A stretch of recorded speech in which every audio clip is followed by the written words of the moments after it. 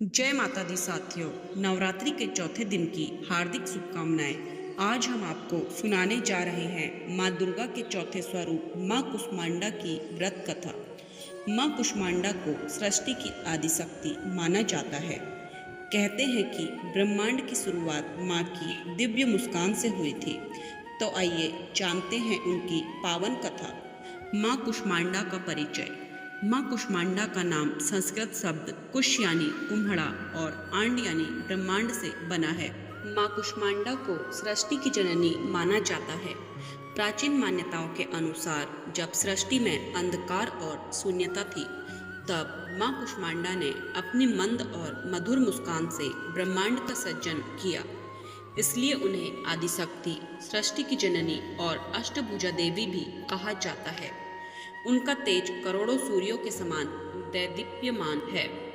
माँ कुष्मांडा के 8 हाथों में कमंडल, धनुष, बाण, कमल का फूल, अमृत कलश, चंद्र, गदा, जपमाला और वरद मुद्रा होती है।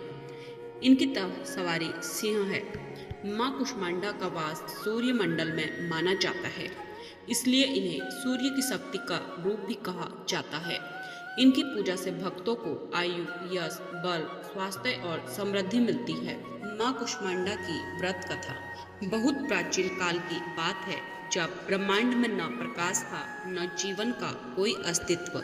पूरी सृष्टि अनंत शून्यता और अंधकार में डूबी हुई थी। उस समय त्रिदेवों ने जगत की रचना के लिए भगवान दुर्गा से प्रार्थना की। तभी भगवान दुर्गा का चौथा स्वरूप माँ कुष्मांडा प्रकट हुई। माँ ने अपनी मंद मुस्कान से प्रकाश उत्पन्न किया, जिससे सूर्य, चंद्रमा, ग्रह और नक्षत्र बने। इसके बाद उन्होंने ब्रह्मांड में देवताओं और असुरों का सृजन किया। इस प्रकाश के कारण जीवन का संचार हुआ, इसलिए माँ कुष्मांडा को सृष्टि की जननी कहा जाता है। माँ कुष्मांडा की पूजा से जीवन के सारे दुख, रोग, शोक और बाधाएं दूर हो जाती है। भक्तों के मन प्रसन्न होते हैं और वे जीवन में सफलता, सम्मान और समृद्धि प्राप्त करते हैं। पूजा विधि और मंत्र। सबसे पहले शुद्ध होकर स्नानादि से निर्वत हो जाएं। लाल रंग के वस्त्र पहने और घर व पूजा स्थल की सफाई करें। माँ कुष्मांडा का चित्र या मूर्ति स्थापित करें। दीपक, धूप, फूल, अक्षत, कुम्हड़ा, फल और मालपुआ का भोग लगाएं। मंत्र ओम देवी कुष्मांडाय नमः का कम से कम 108 बार जाप करें। माँ की आरती करें और भजन गाएं। पूजा समाप्ति पर प्रसाद बांटें और सभी का आशीर्वाद लें। व्रत का महत्व और फल। माँ कुष्मांडा व्रत रखने से जीवन में आने वाली समस्त बाधाएं और नकारात्मकताएं समाप्त होती है। इससे मनोबल बढ़ता है, तन मन में ऊर्जा आती है और जीवन में खुशहाली आती है।